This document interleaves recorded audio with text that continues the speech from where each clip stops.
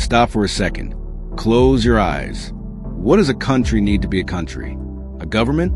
Check. A flag? Sure. But what about an army? We're conditioned to think that military might equals national strength. Today, we're diving into the extraordinary stories of 5 countries you won't believe don't have a standing army. These aren't just microstates. These are nations whose radical decisions redefined what it means to be powerful. Get ready, because the true meaning of security might surprise you. Our journey starts in Central America with the original modern peace champion, Costa Rica. The year is 1948. A bloody civil war has just ended, and a man named Jose Figueres Ferrer, known as Don Pepe, holds the power. What does he do with it? On December 1st, 1948, in an act of breathtaking symbolism, he smashes a hole in the wall of the Bella Vista military barracks with a mallet. It was a physical declaration. The army is abolished. This wasn't just a political move.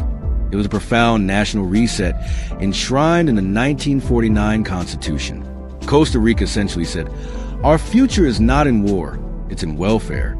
They redirected every single colon previously spent on military defense into education, healthcare, and environmental protection.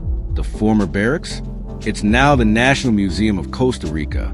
How do they celebrate? Every December 1st is the day of army abolition. It's not a parade of soldiers. It's a national party celebrating peace.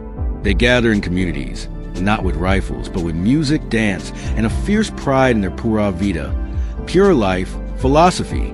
This wasn't about weakness.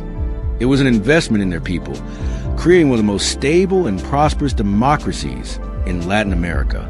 Just next door, we find Panama, another Central American nation with no standing military since 1990. But Panama's story is less about an immediate choice for peace and more about a calculated geopolitical move. For decades, their defense was entwined with the U.S. military, especially because of the absolutely critical Panama Canal. After years of military rule, a 1989 U.S. invasion dissolved the Panamanian Defense Forces. In 1994, the country voted to officially abolish the military. Their security is handled by the Panamanian Public Forces, a national police, border patrol, and maritime service. Their focus is on internal security and protecting the massive economic engine that is the canal. Their celebration of this civilian-led security, it's subtle but powerful. Instead of military parades, you see a focus on national independence and democratic institutions. For Panama, the absence of an army is a safeguard against the political instability and coups that plague its past. It's a choice to be a global transit hub, guarded by law, not by legions. Now, let's jump across the Atlantic to the land of ice and fire, Iceland. It's a founding member of NATO, the world's most powerful military alliance, but has zero standing army. Talk about an outlier. Iceland's position is purely geographical. Isolated and sparsely populated, they've never needed a traditional army.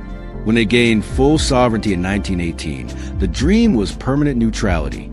Their defenders are the Icelandic Coast Guard and the Icelandic Crisis Response Unit, a small, highly trained unit that participates in international peacekeeping. The real secret? Collective security. As a NATO member, their allies are contractually obligated to defend them. They provide the land. NATO provides the air patrols. For the Icelandic people, this is a point of national pride. The only time they did fight a war was the legendary Cod Wars against the British in the mid-20th century. And who won the fishing rights? Iceland, proving you don't need a military to be tough. Their independence celebrations are massive cultural festivals, celebrating their history, literature, and the raw, untamed nature they so beautifully protect. Next, the smallest country in the world, an absolute monarchy in the heart of Rome, Vatican City. The only military you'll find here is arguably the most famous, the Pontifical Swiss Guard. They look like they stepped straight out of the Renaissance in their iconic, colorful uniforms. But don't be fooled. They are an elite, highly trained unit sworn to protect one person, the Pope. But they aren't the Vatican's army. They are a bodyguard and ceremonial unit. So, who protects the world's most significant religious treasure from an actual threat? The answer is Italy, under the 1929 Lateran Treaty. Italy is responsible for the overall military defense of the Holy See. But the Vatican's true defense is its diplomacy and moral authority. It's a country of neutrality, protected not by tanks and missiles, but by global respect and a deep, shared faith. Their celebrations are entirely spiritual and cultural, centered on major feast days and the power of the Catholic Church. Their power is soft power, wielded by a leader with no army but billions of followers. Finally, let's head to the tiny, super-rich Alpine Principality of Liechtenstein. This is perhaps the most straightforward story. They haven't had a standing army since 1868. Why? Cost and necessity. After the Austro-Prussian War, their government deemed the cost of maintaining a tiny, ineffective army simply not worth the money. They dissolved it, keeping the right to raise an army only in times of great crisis. In a legendary, almost mythical final military campaign, their force of 80 men was sent to guard a pass, and they returned not only unscathed, but with an extra Italian friend they had made along the way.